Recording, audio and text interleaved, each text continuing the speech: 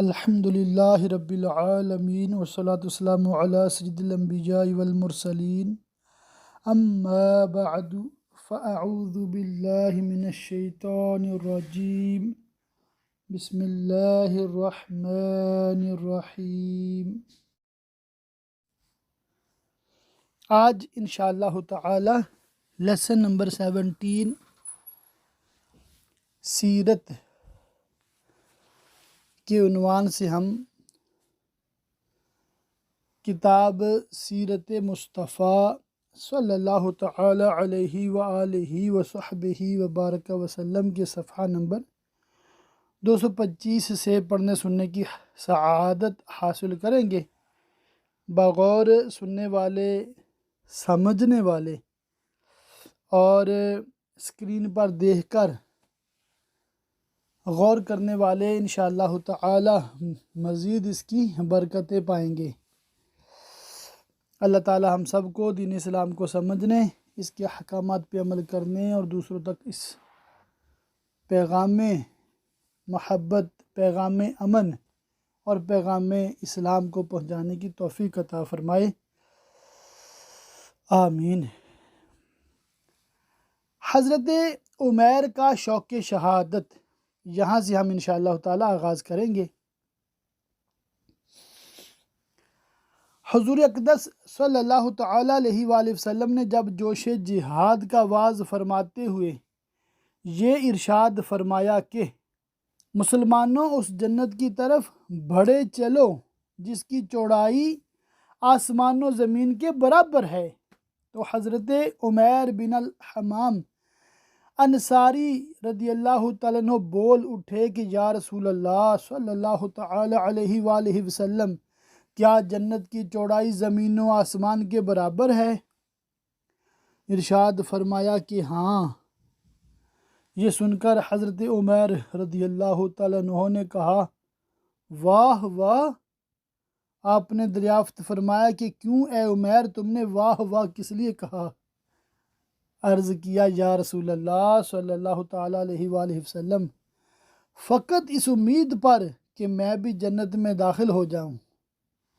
آپ صلی اللہ تعالیٰ علیہ وآلہ وسلم نے خوشخبری سناتے ہوئے ارشاد فرمایا کہ اے عمیر، تو بے شک جنتی ہے۔ حضرت عمیر رضی اللہ تعالیٰ عنہ اس وقت کھجوریں کھا رہے تھے۔ یہ بشارت سنی اور مارے خوشی کے کھجوریں پھینک کر کھڑے ہو گئے اور ایک دم کفار کے لشکر پر تلوار لے کر ٹوٹ پڑے اور جاں بازی کے ساتھ لڑتے ہوئے شہید ہو گئے۔ سبحان اللہ، سبحان اللہ۔ کفار کا سپہ سالار مارا گیا۔ کفار کا سپہ سالار عتبہ بن ربیعہ اپنے سینہ پر شتر مرغ کا پر لگائے ہوئے اپنے بھائی شیبہ بن ربیعہ اور اپنے بیٹے ولید بن عتبہ کو ساتھ لے کر غصہ میں بھرا ہوا اپنی صف سے نکل کر مقابلہ کے لیے دعوت دینے لگا۔ اسلامی صفوں میں سے حضرت عوف و حضرت معاذ و حضرت عبداللہ بن رواحہ رضی اللہ تعالیٰ عنہ مقابلہ کو نکلے۔ عتبہ نے ان لوگوں کا نام و نسب پوچھا۔ جب معلوم ہوا کہ یہ لوگ انصاری ہیں تو عتبہ نے کہا کہ ہم کو تم لوگوں سے کوئی غرض نہیں۔ پھر عتبہ نے چلا کر کہا اے محمد صلی اللہ تعالی علیہ وآلہ وسلم، یہ لوگ ہمارے جوڑ کے نہیں ہیں۔ اشراف قریش کو ہم سے لڑنے کے لیے میدان میں بھیجیے۔ حضور صلی اللہ تعالی علیہ وآلہ وسلم نے حضرت حمزہ و حضرت علی و حضرت عبیدہ رضی اللہ تعالیٰ عنہم کو حکم دیا کہ آپ لوگ ان تینوں کے مقابلہ کے لیے نکلیں۔ چنانچہ یہ تینوں بہادران اسلام میدان میں نکلے۔ چونکہ یہ تینوں حضرات سر پر خود پہنے ہوئے تھے جس سے ان کے چہرے چھپ گئے تھے، اس لیے عتبہ نے ان حضرات کو نہیں پہچانا اور پوچھا کہ تم کون لوگ ہو؟ جب ان تینوں نے اپنے اپنے نام و نسب بتائے تو عتبہ نے کہا کہ ہاں، اب ہمارا جوڑ ہے۔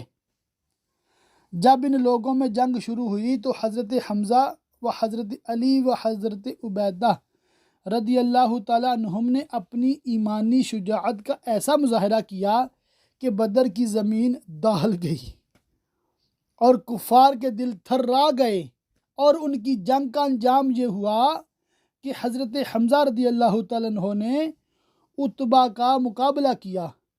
دونوں انتہائی بہادری کے ساتھ لڑتے رہے، مگر آخر کار حضرت حمزہ رضی اللہ تعالیٰ عنہ نے اپنی تلوار کے وار سے مار مار کر عتبہ کو زمین پر ڈھیر کر دیا۔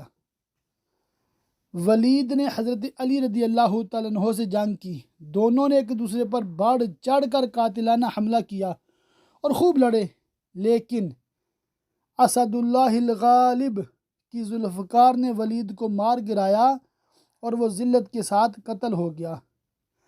مگر عتبہ کے بھائی شیبہ نے حضرت عبیدہ رضی اللہ تعالیٰ عنہ کو اس طرح زخمی کر دیا کہ وہ زخموں کی تاب نہ لا کر زمین پر بیٹھ گئے۔ یہ منظر دیکھ کر حضرت علی رضی اللہ تعالیٰ عنہ جھپٹے اور آگے بڑھ کر شیبہ کو قتل کر دیا، اور حضرت عبیدہ رضی اللہ تعالیٰ عنہ کو اپنے کندھے پر اٹھا کر بارگاہ رسالت میں لائے۔ ان کی پنڈلی ٹوٹ کر چور چور ہو گئی تھی اور وہ نلی کا گودا بہہ رہا تھا۔ اس حالت میں عرض کیا کہ یا رسول اللہ صلی اللہ تعالیٰ علیہ وآلہ وسلم، کیا میں شہادت سے محروم رہا؟ ارشاد فرمایا کہ نہیں، ہرگز نہیں، بلکہ تم شہادت سے سرفراز ہو گئے۔ حضرت عبیدہ رضی اللہ تعالیٰ عنہ نے کہا کہ یا رسول اللہ صلی اللہ تعالیٰ علیہ وآلہ وسلم، اگر آج میرے اور آپ کے چچا ابو طالب زندہ ہوتے تو وہ مان لیتے کہ ان کے اس شعر کا مصداق میں ہوں۔ شعر کیا ہے؟ اس کا ترجمہ ہے، یعنی ہم محمد صلی اللہ تعالیٰ علیہ وآلہ وسلم کو اس وقت دشمنوں کے حوالہ کریں گے جب ہم ان کے گرد لڑ لڑ کر پچھاڑ دیے جائیں گے اور ہم اپنے بیٹوں اور بیویوں کو بھول جائیں گے۔ حضرت زبیر کی تاریخی برچھی۔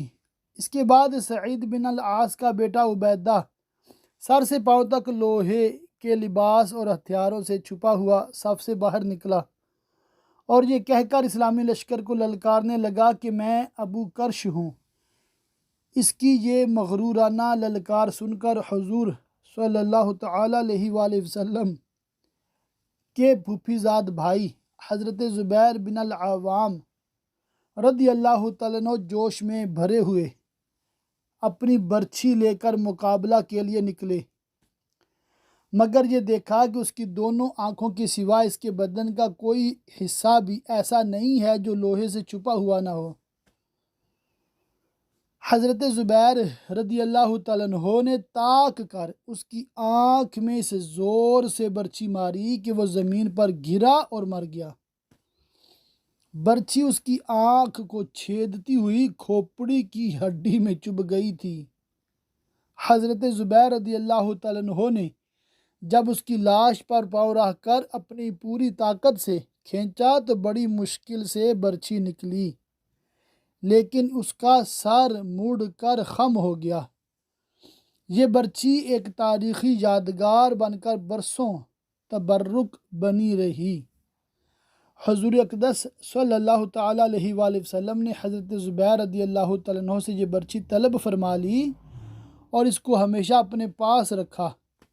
پھر حضور صلی اللہ تعالیٰ علیہ وآلہ وسلم کے بعد چاروں خلفائے راشدین رضی اللہ تعالیٰ عنہم کے پاس منتقل ہوتی رہی۔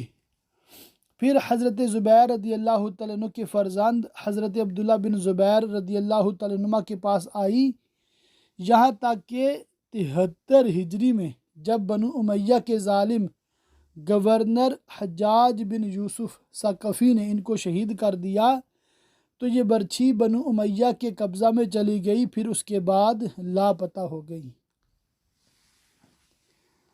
ابو جہل ذلت کے ساتھ مارا گیا۔ حضرت عبد الرحمن بن عوف رضی اللہ تعالیٰ عنہ کا بیان ہے کہ میں صف میں کھڑا تھا اور میرے دائیں بائیں دو نوعمر لڑکے کھڑے تھے۔ ایک نے چپکے سے پوچھا کہ چچا جان کیا آپ ابو جہل کو پہچانتے ہیں؟ میں نے اس سے کہا کہ کیوں بھتیجے، تم کو ابو جہل سے کیا کام ہے؟ اس نے کہا کہ چچا جان، میں نے خدا سے یہ عہد کیا ہے کہ میں ابو جہل کو جہاں دیکھ لوں گا یا تو اس کو قتل کر دوں گا یا خود لڑتا ہوا مارا جاؤں گا، کیونکہ وہ اللہ کے رسول صلی اللہ تعالیٰ علیہ وآلہ وسلم کا بہت ہی بڑا دشمن ہے۔ حضرت عبد الرحمن رضی اللہ تعالیٰ عنہ کہتے ہیں کہ میں حیرت سے اس نوجوان کا منہ تاک رہا تھا کہ دوسرے نوجوان نے بھی مجھ سے یہی کہا۔ اتنے میں ابو جہل تلوار گھماتا ہوا سامنے آ گیا اور میں نے اشارہ سے بتا دیا کہ ابو جہل یہی ہے۔ بس پھر کیا تھا، یہ دونوں لڑکے تلواریں لے کر اس پر اس طرح جھپٹے جس طرح باز اپنے شکار پر جھپٹتا ہے۔ دونوں نے اپنی تلواروں سے مار مار کر ابو جہل کو زمین پر ڈھیر کر دیا۔ یہ دونوں لڑکے حضرت معوذ اور معاذ رضی اللہ تعالیٰ عنہما تھے، جو افرا کے بیٹے تھے۔ ابو جہل کے بیٹے اکرمہ نے اپنے باپ کے قاتل حضرت معاذ رضی اللہ تعالیٰ عنہ پر حملہ کر دیا اور پیچھے سے ان کے بائیں شانہ پر تلوار ماری، جس سے ان کا بازو کٹ گیا تھا، لیکن تھوڑا سا چمڑا باقی رہ گیا اور ہاتھ لٹکنے لگا۔ حضرت معاذ رضی اللہ تعالیٰ عنہ نے اکرمہ کا پیچھا کیا اور دور تک دوڑایا، مگر اکرمہ بھاگ کر بچ نکلا۔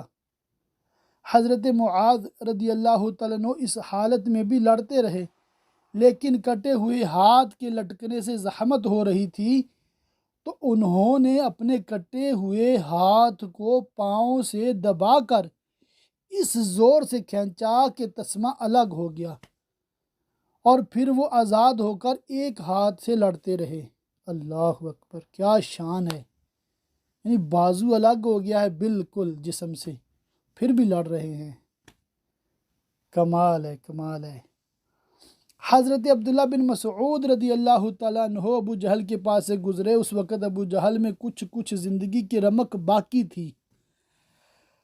حضرت عبداللہ بن مسعود رضی اللہ تعالیٰ عنہ نے اس کی گردن کو اپنے پاؤں سے روند کر فرمایا کہ تو ہی ابو جہل ہے، بتا آج تجھے اللہ نے کیسا رسوا کیا۔ ابو جہل نے اس حالت میں بھی گھمنڈ کے ساتھ یہ کہا کہ تمہارے لیے یہ کوئی بڑا کارنامہ نہیں ہے، میرا قتل ہو جانا اس سے زیادہ نہیں ہے کہ ایک آدمی کو اس کی قوم نے قتل کر دیا۔ ہاں، مجھے اس کا افسوس ہے کہ کاش مجھے کسانوں کے سوا کوئی دوسرا شخص قتل کرتا۔ استغفر اللہ، کتنا تکبر تھا ان میں۔ حضرت معوذ اور حضرت معاذ رضی اللہ تعالیٰ عنہما چونکہ یہ دونوں انصاری تھے اور انصار کھیتی باڑی کا کام کرتے تھے، اور قبیلہ قریش کے لوگ کسانوں کو بڑی حقارت کی نظر سے دیکھا کرتے تھے، اس لیے ابو جہل نے کسانوں کے ہاتھ سے قتل ہونے کو اپنے لیے قابل افسوس بتایا۔ جنگ ختم ہو جانے کے بعد حضور اکرم صلی اللہ تعالیٰ علیہ وآلہ وسلم حضرت عبداللہ بن مسعود رضی اللہ تعالیٰ عنہ کو ساتھ لے کر جب ابو جہل کی لاش کے پاس سے گزرے تو لاش کی طرف اشارہ کر کے فرمایا کہ ابو جہل اس زمانے کا فرعون ہے۔ پھر عبداللہ بن مسعود رضی اللہ تعالیٰ عنہ نے ابو جہل کا سر کاٹ کر تاجدار دو عالم صلی اللہ تعالیٰ علیہ وآلہ وسلم کے قدموں پر ڈال دیا۔ سبحان اللہ۔ ابو البختری کا قتل۔ حضور صلی اللہ تعالیٰ علیہ وآلہ وسلم نے جنگ شروع ہونے سے پہلے ہی یہ فرما دیا تھا کہ کچھ لوگ کفار کے لشکر میں ایسے بھی ہیں جن کو کفار مکہ دباؤ ڈال کر لائے ہیں، ایسے لوگوں کو قتل نہیں کرنا چاہیے۔ ان لوگوں کے نام بھی حضور صلی اللہ تعالیٰ علیہ وآلہ وسلم نے بتا دیے تھے۔ ان ہی لوگوں میں سے ابو البختری بھی تھا، جو اپنی خوشی سے مسلمانوں سے لڑنے کے لیے نہیں آیا تھا، بلکہ کفار قریش اس پر دباؤ ڈال کر زبردستی کار کے لائے تھے۔ عین جنگ کی حالت میں حضرت مجذر بن زیاد رضی اللہ تعالیٰ عنہ کی نظر ابو البختری پر پڑی، جو اپنے ایک گہرے دوست جنادہ بن ملیحہ کے ساتھ گھوڑے پر سوار تھا۔ حضرت مجذر رضی اللہ تعالیٰ عنہ نے فرمایا کہ اے ابو البختری، چونکہ حضور صلی اللہ تعالیٰ علیہ وآلہ وسلم نے ہم لوگوں کو تیرے قتل سے منع فرمایا ہے، اس لیے میں تجھ کو چھوڑ دیتا ہوں۔ ابو البختری نے کہا کہ میرے ساتھی جنادہ کے بارے میں تم کیا کہتے ہو؟ تو حضرت مجذر رضی اللہ تعالیٰ عنہ نے صاف صاف کہہ دیا کہ اس کو ہم زندہ نہیں چھوڑ سکتے۔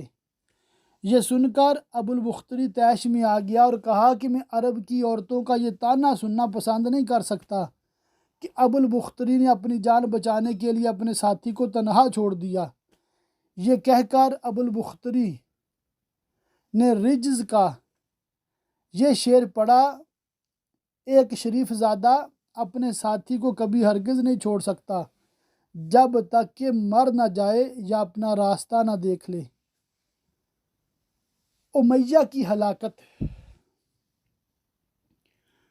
امیہ بن خلف بہت ہی بڑا دشمن رسول تھا۔ جنگ بدر میں جب کفر و اسلام کے دونوں لشکر گتھم گتھا ہو گئے تو امیہ نے اپنے پرانے تعلقات کی بنا پر حضرت عبد الرحمن بن عوف رضی اللہ تعالیٰ عنہ سے چمٹ گیا کہ میری جان بچائیے۔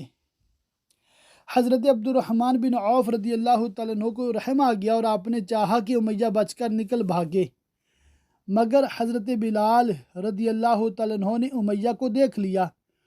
حضرت بلال رضی اللہ تعالیٰ عنہ جب امیہ کے غلام تھے تو امیہ نے ان کو بہت زیادہ ستایا تھا، اس لیے جوش انتقام میں حضرت بلال رضی اللہ تعالیٰ عنہ نے انصار کو پکارا۔ انصاری لوگ دفعتاً ٹوٹ پڑے۔ حضرت عبد الرحمن بن عوف رضی اللہ تعالیٰ عنہ نے امیہ سے کہا کہ تم زمین پر لیٹ جاؤ۔ وہ لیٹ گیا تو حضرت عبد الرحمن بن عوف رضی اللہ تعالیٰ عنہ اس کو بچانے کے لیے اس کے اوپر لیٹ کر اس کو چھپانے لگے، لیکن حضرت بلال اور انصار رضی اللہ تعالیٰ عنہ نے ان کی ٹانگوں کے اندر ہاتھ ڈال کر اور بغل سے تلوار گھونپ گھونپ کر اس کو قتل کر دیا۔ فرشتوں کی فوج۔ جنگ بدر میں اللہ تعالیٰ نے مسلمانوں کی مدد کے لیے آسمان سے فرشتوں کا لشکر اتار دیا تھا۔ پہلے 1000 فرشتے آئے، پھر 3000 ہو گئے، اس کے بعد 5000 ہو گئے، جیسا کہ قرآن پاک سورہ آل عمران اور سورہ انفال میں اس کا ذکر ہے۔ جب خوب گھمسان کا رن پڑا تو فرشتے کسی کو نظر نہیں آتے تھے، مگر ان کی حرب و ضرب کے اثرات صاف نظر آتے تھے۔ بعض کافروں کی ناک اور منہ پر کوڑوں کی مار کا نشان پایا جاتا تھا، کہیں بغیر تلوار مارے سر کٹ کر گرتا نظر آتا تھا۔ یہ آسمان سے آنے والے فرشتوں کی فوج کے کارنامے تھے۔ کفار نے ہتھیار ڈال دیے۔ عتبہ، شیبہ، ابو جہل وغیرہ کفار قریش کے سرداروں کی ہلاکت سے کفار مکہ کی کمر ٹوٹ گئی اور ان کے پاؤں اکھڑ گئے اور وہ ہتھیار ڈال کر بھاگ کھڑے ہوئے، اور مسلمانوں نے ان لوگوں کو گرفتار کرنا شروع کر دیا۔ اس جنگ میں کفار کے 70 آدمی قتل اور 70 آدمی گرفتار ہوئے، باقی اپنا سامان چھوڑ کر فرار ہو گئے۔ اس جنگ میں کفار مکہ کو ایسی زبردست شکست ہوئی کہ ان کی عسکری طاقت ہی فنا ہو گئی۔ کفار قریش کے بڑے بڑے نامور سردار جو بہادری اور فن سپہ گری میں یکتائے روزگار تھے، ایک ایک کر کے سب موت کے گھاٹ اتار دیے گئے۔ ان ناموروں میں عتبہ، شیبہ، ابو جہل، ابو البختری، زمعہ، عاص بن ہشام، امیہ بن خلف، منبع بن الحجاج، عقبہ بن ابی معیط، نضر بن الحارث وغیرہ قریش کے سرتاج تھے۔ یہ سب مارے گئے۔ شہدائے بدر۔ جنگ بدر میں کل 14 مسلمان شہادت سے سرفراز ہوئے، جن میں سے 6 مہاجر اور 8 انصار تھے۔ شہدائے مہاجرین کے نام یہ ہیں: نمبر 1 حضرت عبیدہ بن الحارث، نمبر 2 حضرت عمیر بن ابی وقاص، نمبر 3 حضرت ذو الشمالین عمیر بن عبد عمر، نمبر 4 حضرت عاقل بن ابی بکیر، نمبر 5 حضرت مہجع، نمبر 6 حضرت صفوان بن بیدہ، اور انصار کے ناموں کی فہرست یہ ہے۔ نمبر 7 حضرت سعد بن خیثمہ، نمبر 8 حضرت مبشر بن عبد المنظر، نمبر 9 حضرت حارثہ بن سراقہ، نمبر 10 حضرت معوذ بن عفراء، نمبر 11 حضرت عمیر بن حمام، نمبر 12 حضرت رافع بن معلا یا معلا، نمبر 13 حضرت عوف بن افرا، نمبر 14 حضرت یزید بن حارث رضی اللہ تعالی عنہم اجمعین۔ ان شہدائے بدر میں سے 13 حضرات تو میدان بدر ہی میں مدفون ہوئے، مگر حضرت عبیدہ بن حارث رضی اللہ تعالیٰ عنہ نے چونکہ بدر سے واپسی پر منزل صفرا میں وفات پائی، اس لیے ان کی قبر شریف منزل صفرا میں ہے۔ بدر کا گڑھا۔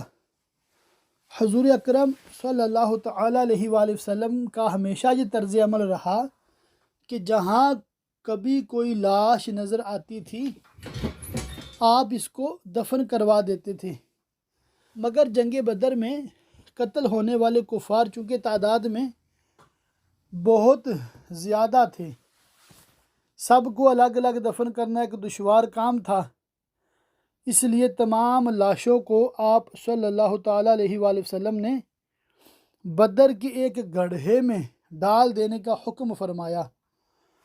چنانچہ صحابہ کرام رضی اللہ تعالیٰ عنہم نے تمام لاشوں کو گھسیٹ گھسیٹ کر گڑھے میں ڈال دیا۔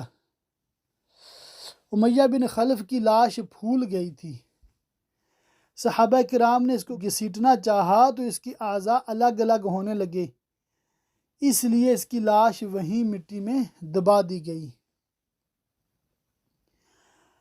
کفار کی لاشوں سے خطاب۔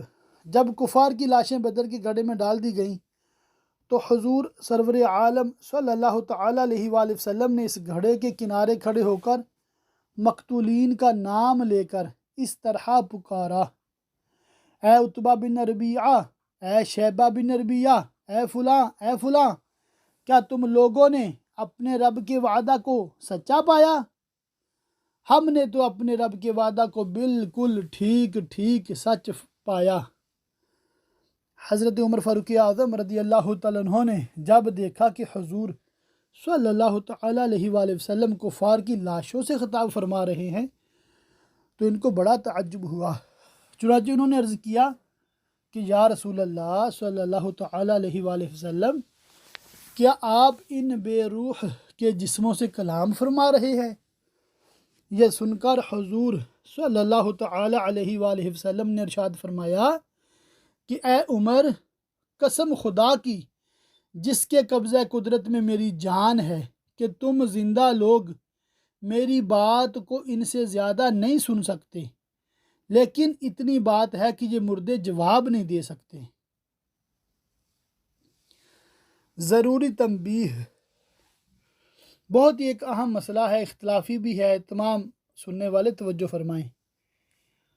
بخاری وغیرہ کی اس حدیث سے یہ مسئلہ ثابت ہوتا ہے کہ جب کفار کے مردے زندوں کی بات سنتے ہیں تو پھر مومنین خصوصاً اولیاء، شہداء اور انبیاء علیہم السلام وفات کے بعد یقیناً ہم زندوں کا سلام و کلام اور ہماری فریادیں سنتے ہیں، اور حضور صلی اللہ تعالیٰ علیہ وآلہ وسلم نے جب کفار کی مردہ لاشوں کو پکارا تو پھر خدا کے برگزیدہ بندوں یعنی ولیوں، شہیدوں اور نبیوں کو ان کی وفات کے بعد پکارنا بھلا کیوں نہ جائز و درست ہوگا، یعنی کہ جائز و درست ہے۔ اسی لیے تو حضور اکرم صلی اللہ تعالیٰ علیہ وآلہ وسلم جب مدینہ کی قبرستان میں تشریف لے جاتے تو قبروں کی طرف اپنا رخ انور کر کے یوں فرماتے تھے کہ السلام علیکم یا اہل القبور یغفر اللہ لنا ولکم انتم سلفنا ونحن بالعثر، یعنی اے قبر والو تم پر سلام ہو، خدا ہماری اور تمہاری مغفرت فرمائے، تم لوگ ہم سے پہلے چلے گئے اور ہم تمہارے بعد آنے والے ہیں، یعنی یہ اس کا ترجمہ ہے۔ اور حضور صلی اللہ تعالیٰ علیہ وآلہ وسلم نے اپنی امت کو بھی یہی حکم دیا ہے، اور صحابہ کرام رضی اللہ تعالیٰ عنہم کو اس کی تعلیم دیتے تھے کہ جب تم لوگ قبروں کی زیارت کے لیے جاؤ تو السلام علیکم اہل الدیار من المؤمنین والمسلمین وَإِنَّا إِن شَاءَ اللَّهُ بِكُمْ لَلَّاحِقُونَ، یعنی ضرور ملیں گے۔ نَسْأَلُ اللَّهَ لَنَا وَلَكُمُ الْعَافِيَةَ۔ ان حدیثوں سے ظاہر ہے کہ مردے زندوں کا سلام و کلام سنتے ہیں، ورنہ ظاہر ہے کہ جو لوگ سنتے ہی نہیں ان کو سلام کرنے سے کیا حاصل ہے۔ سبحان اللہ۔ مدینہ کو واپسی فتح کے بعد 3 دن تک حضور صلی اللہ تعالیٰ علیہ وآلہ وسلم نے بدر میں قیام فرمایا، پھر تمام اموال غنیمت اور کفار قیدیوں کو ساتھ لے کر روانہ ہوئے۔ جب وادی صفرا میں پہنچے تو مال غنیمت کو مجاہدین کے درمیان تقسیم فرمایا۔ حضرت عثمان غنی رضی اللہ تعالیٰ عنہ کی زوجہ محترمہ حضرت بی بی رقیہ رضی اللہ تعالیٰ عنہا، جو حضور صلی اللہ تعالیٰ علیہ وآلہ وسلم کی صاحبزادی تھیں، جنگ بدر کے موقع پر بیمار تھیں، اس لیے حضور صلی اللہ تعالیٰ علیہ وآلہ وسلم نے حضرت عثمان غنی رضی اللہ تعالیٰ عنہ کو صاحبزادی کی تیمارداری کے لیے مدینہ میں رہنے کا حکم دے دیا تھا، اس لیے وہ جنگ بدر میں شامل نہ ہو سکے، مگر حضور صلی اللہ تعالیٰ علیہ وآلہ وسلم نے مال غنیمت میں سے ان کو مجاہدین بدر کے برابر ہی حصہ دیا اور ان کے برابر ہی اجر و ثواب کی بشارت بھی دی، اسی لیے حضرت عثمان غنی رضی اللہ تعالیٰ عنہ کو بھی صحابہ بدر کی فہرست میں شمار کیا جاتا ہے۔ سبحان اللہ۔ مجاہدین بدر کا استقبال۔ حضور اقدس صلی اللہ تعالیٰ علیہ وآلہ وسلم نے فتح کے بعد حضرت زید بن حارثہ رضی اللہ تعالیٰ عنہ کو فتح مبین کی خوشخبری سنانے کے لیے مدینہ بھیج دیا تھا۔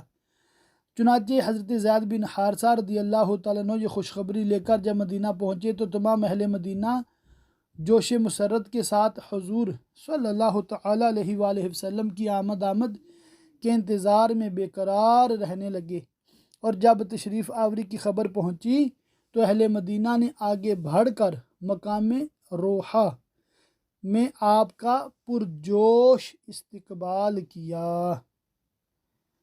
یہاں تک کافی ہے، انشاءاللہ تعالی اس سے آگے مزید ہم لیسن نمبر 18 میں پڑھیں گے۔ اللہ تعالی ہم سب کو علم دین حاصل کرنے، عمل کرنے، دوسروں تک پہنچانے کی توفیق عطا فرمائے، اور اللہ پاک ہم سب کو دنیا اور آخرت کی بھلائیاں عطا فرمائے، آمین، بجاہ النبی الامین وصلی اللہ تعالی علیہ وآلہ وصحبہ وبارک وسلم۔